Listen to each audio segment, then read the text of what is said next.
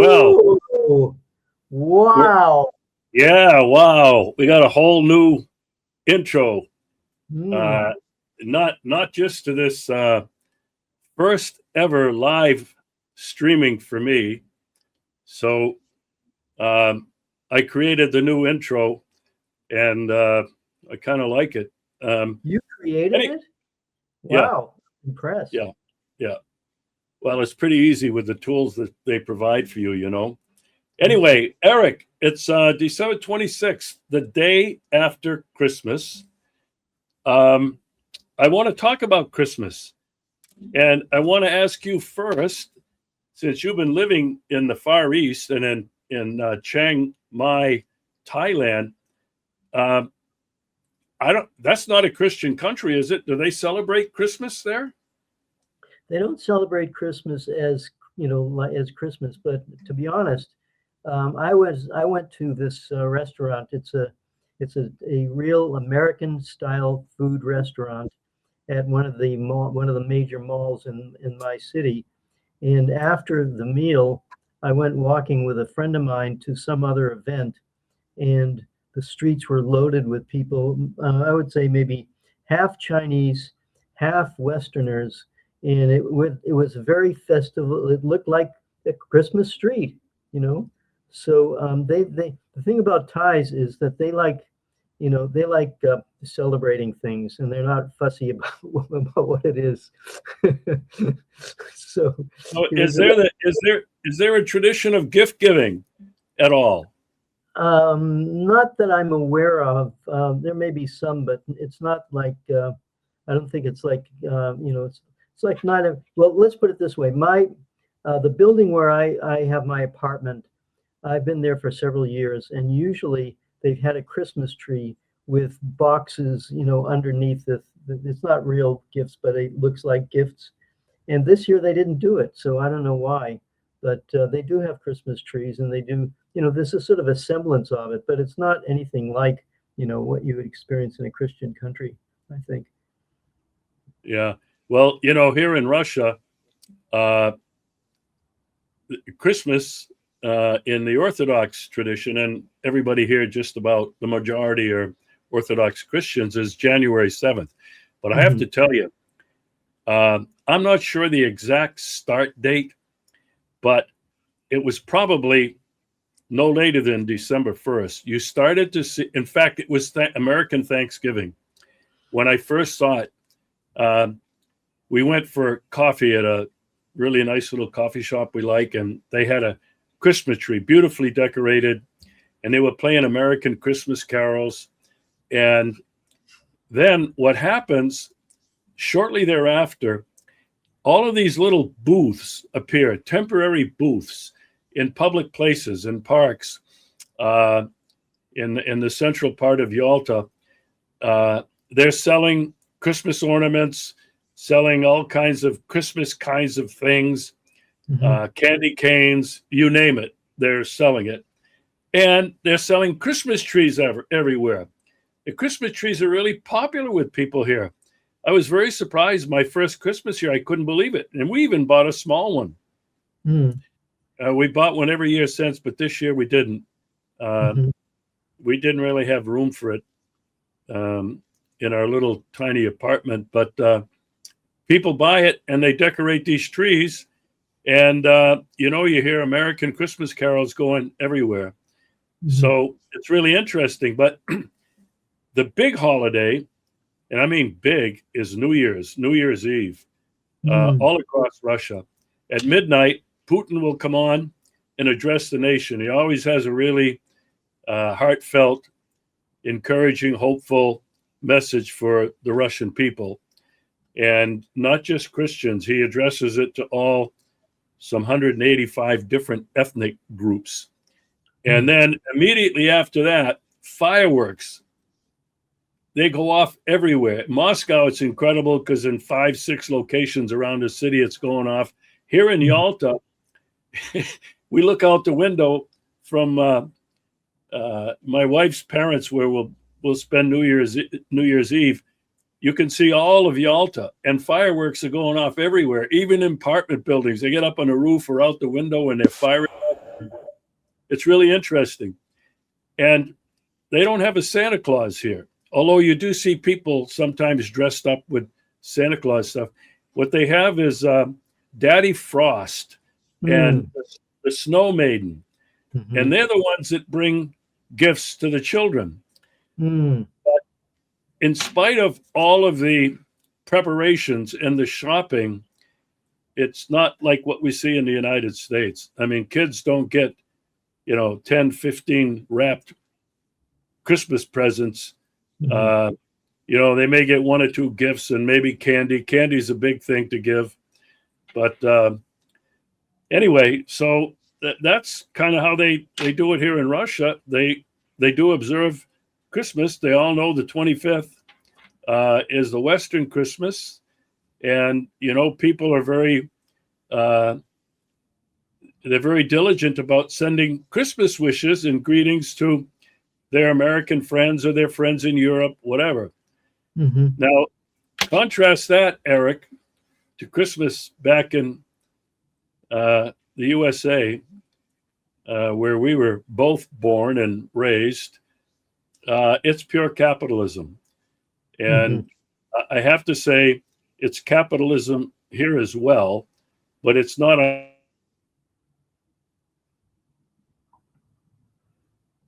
You're freezing. On steroids. I think Russia has not been consumed by consumerism the way the United States has. Your image is freezing, Regis.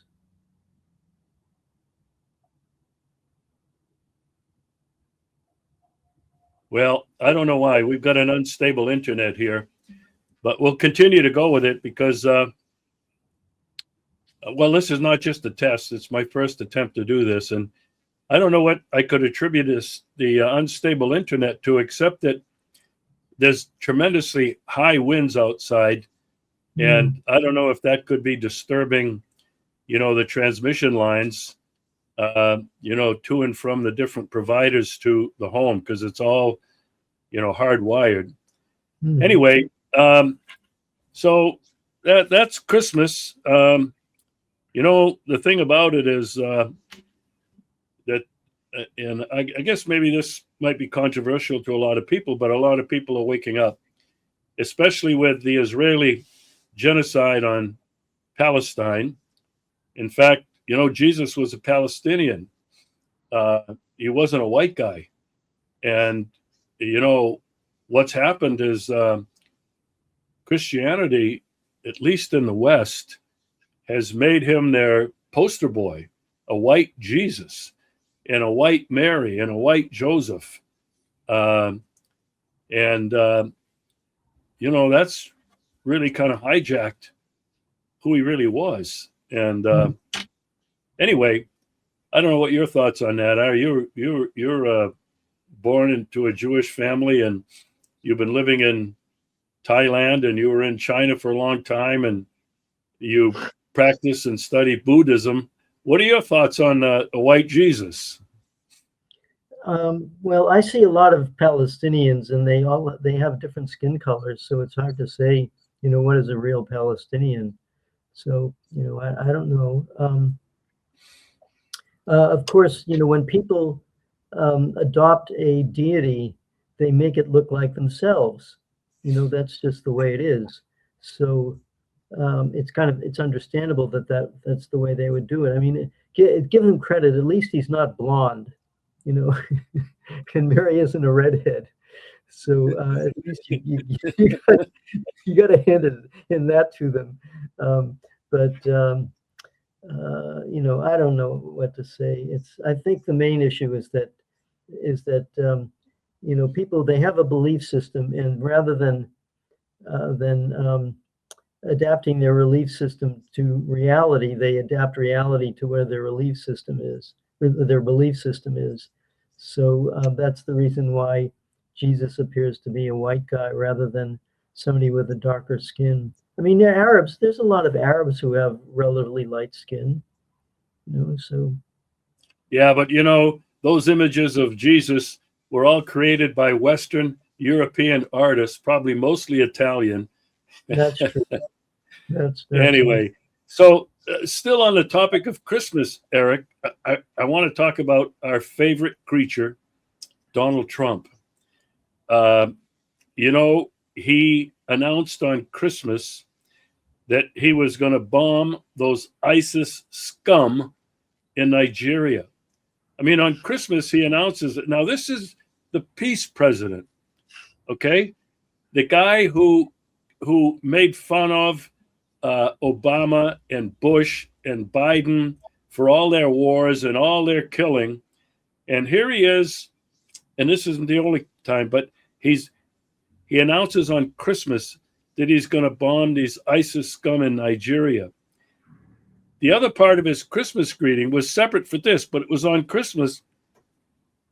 I don't know if you've seen this yet. He sent Christmas greetings to everyone, including all of the radical left scum. Can you believe that? I mean, well, you got to hand it. He's got a very respectful attitude. Not. Oh man, a respectful attitude. So these radical left scum, they obviously are all of the Democrats. They are. The radical left isn't even Democrat. You know. Yeah. But that's who he includes in it, right? I mean, anybody who's against him are scum. And as you keep mentioning, you know, if they're people of color, I mean, he's a racist to the core and always has been. You can look at what he's done with the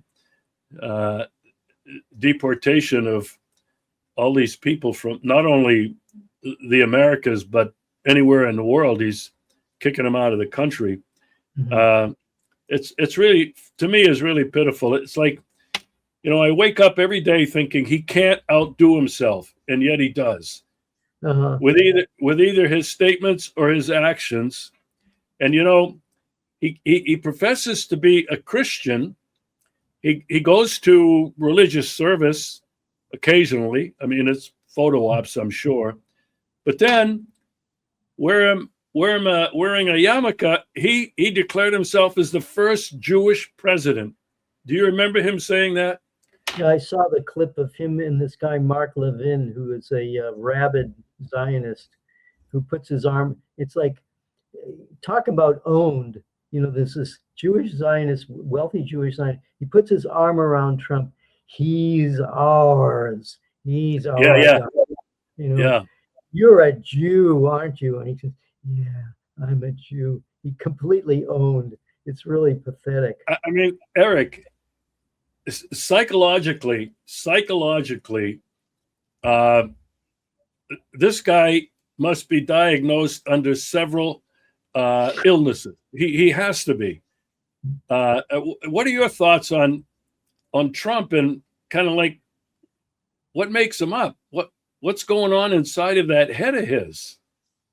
Well, you know, I just want to mention at the beginning that there's a scene where Trump acts like Netanyahu's butler, and Netanyahu's about to sit down at a table, and Donald Trump, you know, helps him with his chair as if he's a waiter in a restaurant or a butler or something like that. You know, he's completely subservient. He's obviously deeply, it's like a Stockholm syndrome to the max, you know, where he's really internalized a subservience to the people who have donated to him, and he's obviously deeply implicated with Jeffrey Epstein, who's also Jewish. And you know, it's like really embarrassing. You know, it's like, I'm raised Jewish. I thought, who are these people? I mean, you know, my mother used to talk about obnoxious New York Jews, but this is way beyond, you know, anything I could have imagined. These people are real, you know, serious. They're way out of their minds, and yet they've somehow captured this guy. Well, they've captured the whole Democratic Party and Republican Party, you know. So, and he's just the most extreme example of it. But the thing is, the thing that I think is important is that people always say Trump, Trump, Trump, but I say no. This is systemic. You know, Biden was vetoing UN resolutions. He was giving bombs to Israel. So the Democrats are almost as bad. They're almost as bad as Trump. I mean, Trump, sent the embassy to Jerusalem, which is really over the top. He deeded the Golan Heights to Israel as a gift to Miriam Adelson. For him, everything is just a real estate deal. And since he's been in New York with all these New York Jews, they just captured him, it looks like to me. Yeah. And, you mentioned the Democrats they're just like the Republicans. They're just like Trump. It's been said many times, two sides of the same coin, or, a bird has two wings. And, what's really discouraging and disheartening, and really I could use more adjectives than that, but what's happened to a political situation in the United States, I never thought it would come to a state of where it is today. With such antipathy, such hostility towards each other. And, they're not serving the American people. That's been obvious to a lot of people like you and me, and people that have been onto this for a lot longer than I have. They realize that they don't have a say. It's not it's a representative democracy. It's not direct democracy. And that's never been clearer than it is today, I think, Eric, that the people's needs are not being served. And yet Trump is up there saying, look I'm doing all of this for you. Look how great the economy is. Look at inflation. Look at employment. It's highest it's ever been. And manufacturing is back. And, it's all lies. And yet the majority of American people are not feeling it yet. Eric, this is the football season, for the end of the season, championships for college and professionals. And, I watch sometimes some of the replays because I still can't get sports out of my system. And the stadiums are full. The basketball arenas are full. The hockey arenas are absolutely full of people. I don't get it. I guess too many people must be doing too well. Well, they're spending good money, and the question is it money that's on a credit card or what? And who is this demographic that is actually paying for this stuff? Noam Chomsky once pointed out that this whole sports culture is basically a distraction. These people should be at union meetings agitating for higher wages, and instead they get into this. It's my team versus your team. It's a complete it's a ploy by the real owners to distract people from what the real issues are and why they shouldn't be demonstrating and raising signs at football games. They should be doing stuff that deals with real issues. But of course, people are to a large degree oblivious of it, and I think they're oblivious of it on purpose because American people are really in serious denial about the reality of situations. I talk with people here, and these are intelligent, educated people, and they have no clue about what the Ukraine war is about. They have no clue as to what is happening to the dollar, their precious dollar. You and I know that because we're not living there, and we see what the rest of the world is saying and what the rest of the world is doing in terms of abandoning the dollar. In fact, Bloomberg has said that Trump is probably the one that's hastening the demolition of the dollar. And he's forced countries like the BRICS countries and the global South to start trading, and they've been doing it for some time now, in their own currencies. They have their own investment bank. China's got another investment bank. And what their currencies of the new economy is being based on is gold. They're all going back to the gold standard. They're buying gold. Governments have been buying gold like crazy. And their economies now are not only based on gold, but the assets and the labor of the various different countries. And they're working out some kind of a balance. I don't understand all the economics behind it, but what is definitely happening that Americans don't seem to realize is the dollar is losing value. And Eric, it was just reported today by Bloomberg that the ruble this year outpaced all other major economies. It's up to something like 87 rubles to the dollar. No, it was 79 rubles to the dollar, which is better. See, no, you're right. I'm sorry. You're right. 78 to 79. I just saw it, and that's the lowest it's been in since I remember, in at least the last couple of years.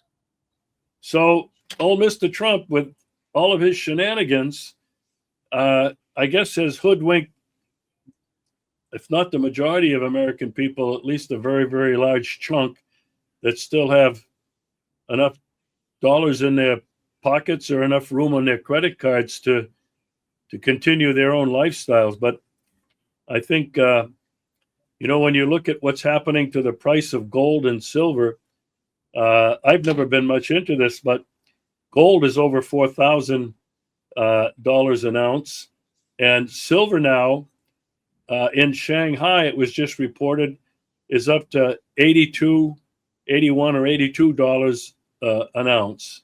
Mm-hmm. And it's skyrocketing. Well, what that tells you is people are converting their money into hard metals. Mm-hmm. And it's not just gold and silver, it's platinum and whatever else is out there that are extremely valuable.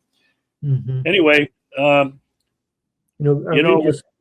in Thailand, they have gold shops. There's gold shops everywhere.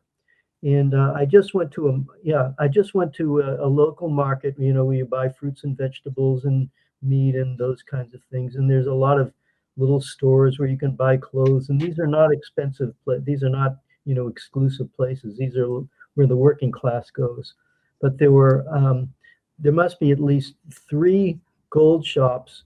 And I looked at, and they always post the price.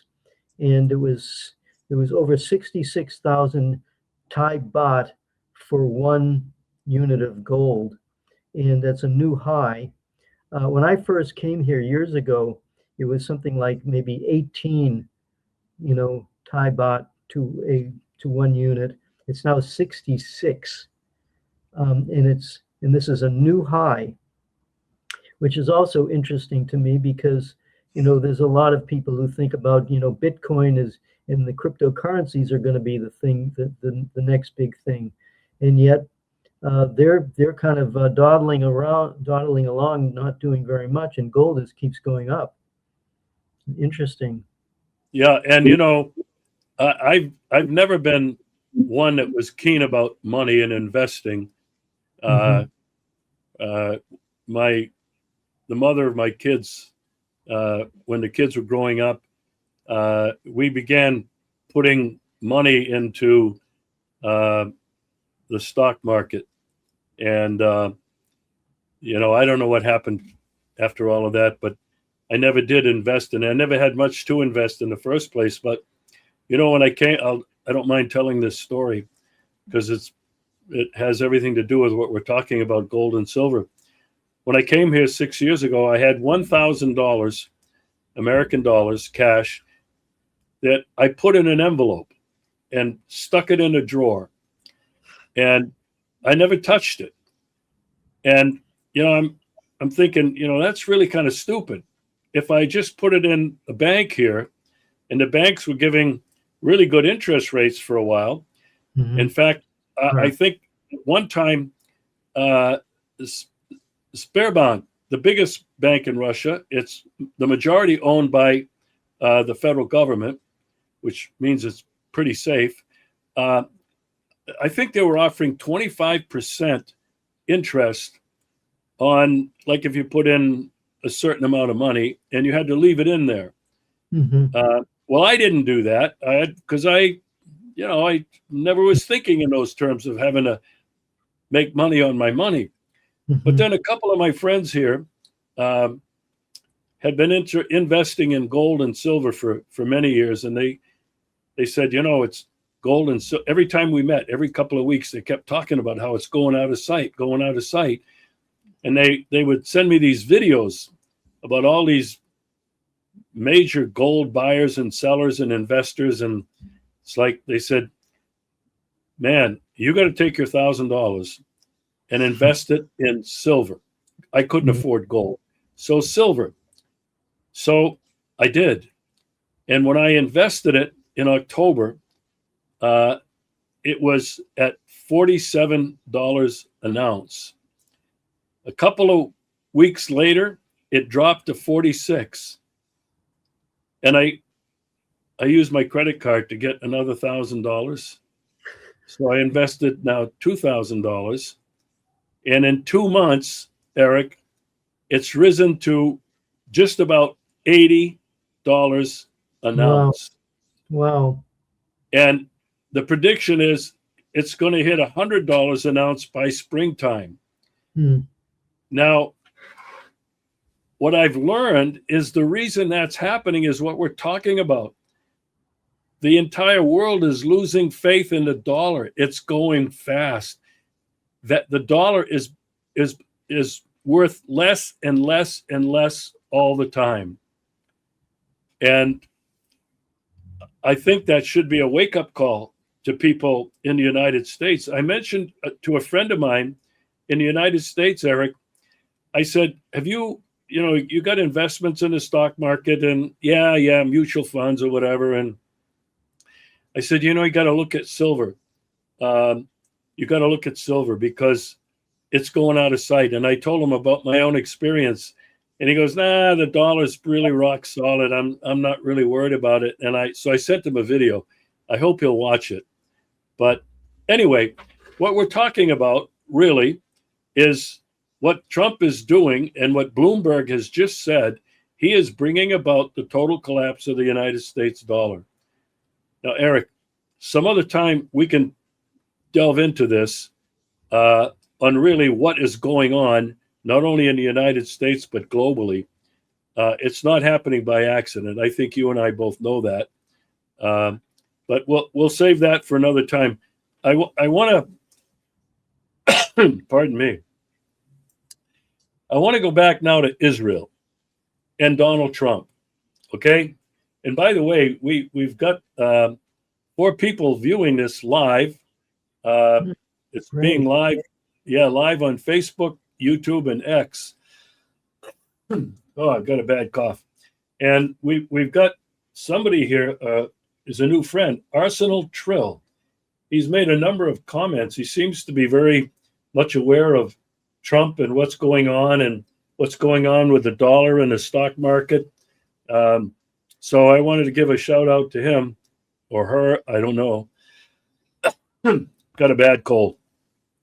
But I want to get back to Trump now in Israel because, you and I have talked about this and a lot of people are, but there's still the biggest problem for me, the biggest scandal for me is the silence from the rest of the world. You get protests, strong condemnations from China, from Russia, from Ireland. I mean, all over the place. They're condemning it, but nobody has had the ability to do anything about it. Mm-hmm. And Eric, when Donald Trump, when he professes to be a Christian and a Jew, how does the Christian side of him continue to be 100% involved with Bibi in the genocide of Palestinians? $34 billion a year. And people are silent. People in America, there are people protesting. There are probably lots and lots of them, but nothing is happening. Eric, your thoughts on the complicity, not only of Donald Trump, but the complicity of people who are speaking out about it, but doing nothing. Your thoughts? Well, this has been a really terrible, it's a terrible situation. I compare, you're probably familiar with the concept of responsibility to protect. Do you know this idea? So the United States went into Yugoslavia with the idea of responsibility to protect the poor Bosnian Muslims against the evil Serbians, even though the poor Bosnian Muslims were using Osama bin Laden to fight. So, there's a little bit of a problem there, when you have an actual Muslim terrorist and we're protecting them, but we call it responsibility to protect.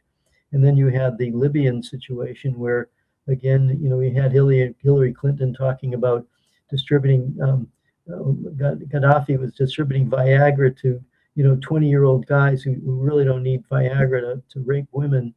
But that was the reason why we went into Libya, destroyed that country using the pretext of responsibility to protect. But then when the Nazis in Ukraine were continually attacking the people in Donbass, nobody said anything about it, and it took Russia 8 years to finally wake up and do something about it, for which they are criticized as invading unprovoked. Now we get to Gaza, and China is not doing it. Where is the responsibility to protect? That is the question. It does. Where there's a will, there's a way. If the U.S. is not willing to pass a resolution in the Security Council, there was a resolution in the General Assembly that says we need to deal with this problem. And yet, as you say, it's not. It's a complete failure of humanity, and it's just a crying shame. And of course, who am I? I'm just some guy in Thailand. I have no power. I can bring things like this to people's attention, but it's a real failing of humanity, that they allow this to happen. Yeah, I'll beg to differ with you, but I think we agree. You and I do have power. Mm-hmm. Anybody who consistently speaks out on these issues has power. Mm-hmm. We may not be in the United States with tens of thousands of our comrades with signs on a weekly basis, a bi-weekly basis, a daily basis. They are doing something. They are informing and educating people publicly. Mm-hmm. There are others who, like you and I, who are using social media, and not just through video like this, but through their posts on Facebook, on X, on Twitter, on Instagram. There are people that are doing something Mm-hmm. to try to create this awareness, this sense of urgency, Mm-hmm. this sense of, to counter this sense of hypocrisy, the silence of the rest of the world. And, I think with citizenship in this planet comes a responsibility to speak out, to do whatever we can, even Mm-hmm. though it seems at times like we're voices crying out in the wilderness. But people have to do something. Mm-hmm. So I appreciate those comments of yours, Eric. And Regis, I was just on Facebook today, and a friend of mine, an old friend of mine from the Zen Center back, we're talking 40, 50 years ago, posted something in this vein, and I responded to it. And one of the other women who I knew, again from 50 years ago, said, "So Eric, what do we do about it?" And I said, "Go to my website. Here's the link to my website. Share it with other people, because that's how it works. This is like the drip system where, or the what do they call it? The 100th monkey. where you have to get enough momentum of consciousness within the population where things change. I was just looking at there was by this, it was an article about a novel written by Maxim Gorky. He was a very famous Soviet era author who lived through the Russian Revolution. And this book is called The Mother. And it's about this poor, poverty stricken woman. She doesn't know what the hell's going on. But her son says, "Hey, mom, we really need to do something." And eventually she gets it, and she starts, contributing to a movement that finally got rid of the Tsar and got the, Russia off of its duff to, to become, the Soviet Union. And people can say whatever they want about the Soviet Union. It, it in 20 years, the people, it was 80% illiterate. Now they're 100% illiterate, 100% literacy. They defeated the fascists overwhelmingly. After being decimated, within 12 years, they have the first satellite and then the first man in space. How did they do that? It's because they were talking about consciousness, so building social consciousness. And that's what Maxim Gorky was talking about in his novel. And that is what I harp on all the time. We have to build social consciousness to understand, turn off the football, turn off the major media, and go and look, come and see that famous movie about World War II. You have to apply yourself, develop some critical thinking and see what's going on. When you hear some news story, you say, really? And secondly, who benefits from making this news story? Those two critical questions. So that's the purpose. That's why you and I are in such alignment, because I think we understand this point. You talk about, you're really talking about socialism and communism here, which those two terms in the West, in the United States, are anathema. You can't use those. People just go berserk when you're suggesting that we take care of the commons, we take care of each other. It's become dog eat dog in the United States and the West. It's getting ahead by climbing over anybody, keeping up with the Joneses and all of that. But I can tell you, living here now in the Russian Federation it's going to be 6 years coming up soon, there are still the remnants of the Soviet era. And they're more than just little remnants. They've been ingrained into much of this society. I think the younger people, perhaps not so, but people who are at least were born in the Soviet Union, which was, 30 years ago. The sense of commons, the sense of taking care of each other, the sense of sharing. I have to tell you, this is kind of interesting, but it hit me like a ton of bricks. A couple of times we've been at dinners and stuff, and there's been candy on the table, and you finished eating and everybody's talking. Russian dinners, they go on forever, and there's toast after toast after toast. So there was a bowl with a bunch of candies.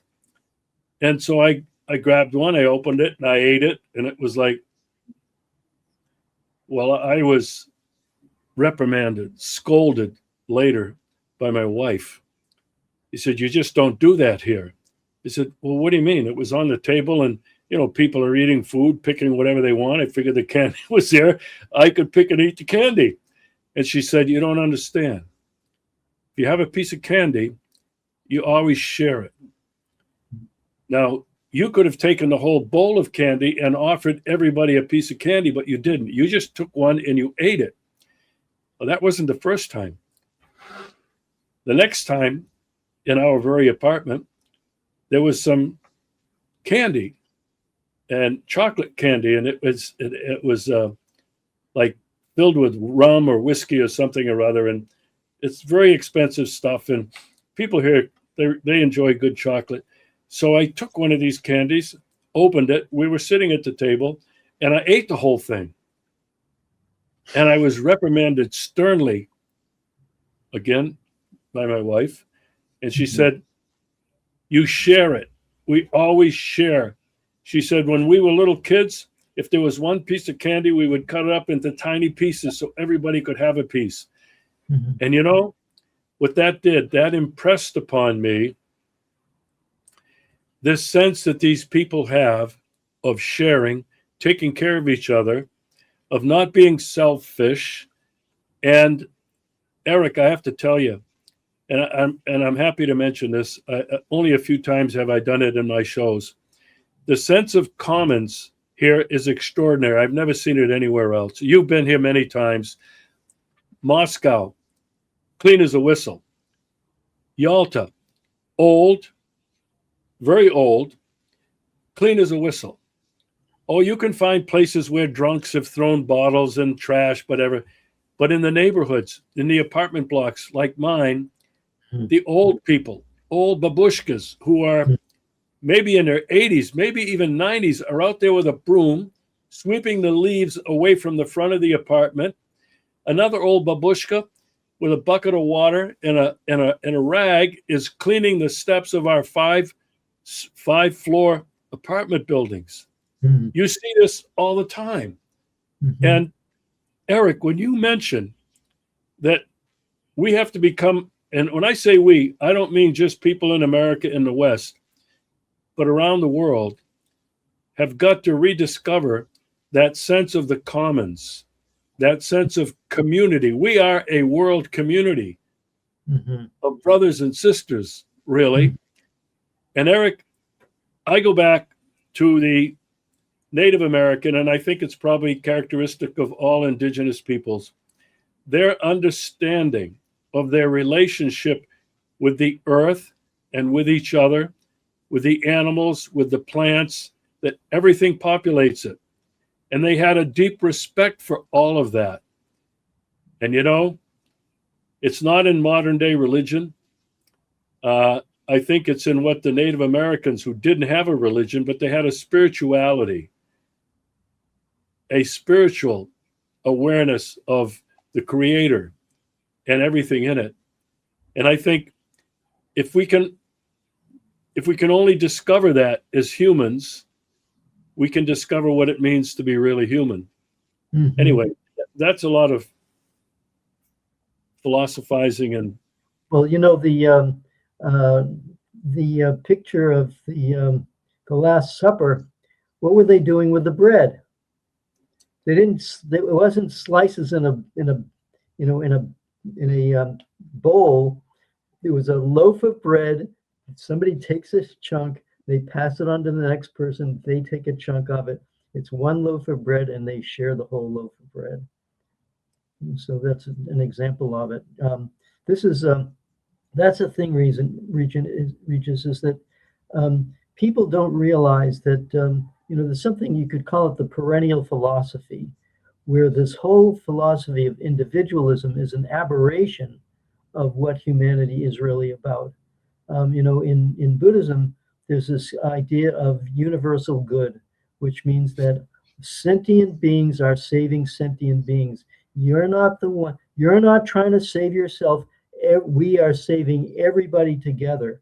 And when we work together to save everybody, this is mutual aid. You don't build a barn by a bunch of individuals, trying to do it themselves. You get the community together and you build the barn. So this is the kind of mentality that people need. And of course, and the whole purpose of modern civilization, especially capitalism, is to atomize people and separate them so that and distract them from their common dreams and aspirations. That's the problem. That's what we have to reinvigorate in the society. Yeah, I obviously agree with you 100%. I want to shout out to somebody who's following us here and making a lot of comments. Arsenal Trill has been commenting throughout the show. my good friend Peter Frowine, who is watching right now. And Peter, I don't know if you saw the part on the fall of the dollar and the rise of metals, gold and silver, but that was a tip of the hat to you, my friend. And we've had actually 4 people viewing this first live stream, Eric, and that's without any really advertisement. I didn't send a mass email list out to people. I guess I'm going to have to do that to try to increase the viewership. What I really like about the live stream, Eric, and what motivated me to do this after all these years that I've been doing media and social media and these shows, is that people can chat. They can talk back to you. And I posted a couple of comments, and I really like that aspect of it, because what my hope is that we might be able to create kind of a community this way, live, virtually, rather than, later on somebody watches it and then they send a comment, I like the show, or, you're absolutely crazy, or whatever it is.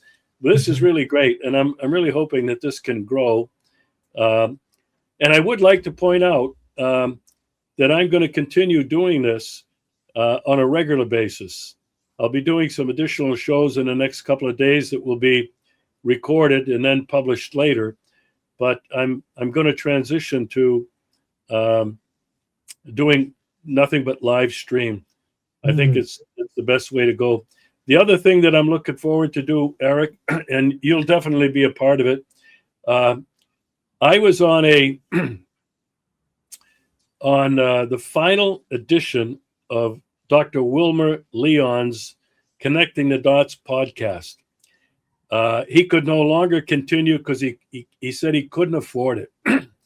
And wow. And he's got like 15,000 followers. And he has a woman, very talented, who's created, she's the producer for his show. She's created the artwork and she manages the guests, and it was really sad. But what happened was she surprised him for this last show by inviting a number of us who had been guests on his show over the past. And I was one of them.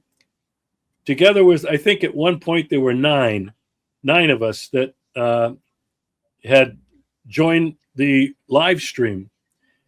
And I saw the format, and there were some really influential people there, very well known, with large followings on social media.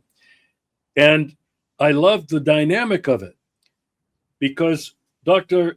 Wilmer Leon would be making different comments, and he would say, okay, now I'm going to send it over to Regis or to X or to Y. And then we started talking about some issues, which is what his show's all about, connecting all the dots. And nobody really did any kind of ranting. People just made simple comments, quick reply to what the topic was. And I found that it was so energizing. It was really dynamic and really engaging. And I thought, I'm going to move in that direction as well. And so that's one of my goals for the new year, to begin with maybe 6, maybe as many as 8 friends who would come on, and we would talk about only 1 or 2 topics and just get the views and do that all live. Anyway, so much for New Year's resolutions. Let's end on this, Eric. Because when people look at what's happening in their world today, it's really easy to get depressed and feel overwhelmed. So many people are acknowledging that. And I think, as you mentioned earlier, many are in denial. They have to be in denial because they can't accept it. It's too earth-shaking. In fact, it's a matter of shaking their own idea of who they are and who they've been living in the United States or living in the West. So if there's any hope, uh, you and I both know that it lies in the BRICS movement, which is growing and growing every day, this new multipolar world. There's a lot of people that are critics of it. They say that, oh, these countries are never going to be able to cooperate. They're always going to fight, blah, blah, blah. But people like President Putin and President Xi are redefining the values of individuality, the preservation of civilization values, the preservation of sovereignty of all nations, no matter how large or small, the commitment to everybody is a right to develop in their own way. And as a new multipolar coalition, if you want to call it that, it's dedicated to helping, like the rising tide, all boats rise. And they're committed. If there's anything they state, first and foremost, is a strict observance of international law and a strict observance and return to the foundation, the pillars of the United Nations. I wonder what your final thoughts are on whether you see this as hopeful. I think there's going to come great suffering. We're not done suffering anywhere, but I do think this movement of multipolarity offers the only sign of hope that humanity has looking forward. Your thoughts? Well, you're absolutely right. The way I see it is the collective West, so-called, has been running things for 500 years at the expense of everybody else, and it's a very self-destructive mechanism. So there's I'm planning an article actually which talks about Mackinder, who is the guy who decided that he was a British guy, says we're going to control the world by controlling Eurasia. And then you had Vladimir Lenin, who talked about imperialism as the last stage of capitalism, and the fact that capitalism needs imperialism in order to survive. And then you have Oswald Spengler, who said at the beginning of the 20th century, we've had a great run, but we just nearly committed suicide in World War I, and we're heading downhill here. And here we are, literally 100 years later, and we're well along that path. And that path is leading to oblivion. And that's the reason why the BRICS. It's not like the BRICS as the BRICS. It's the common humanity coming to this conclusion that this whole idea of individualism, domination, that is not working.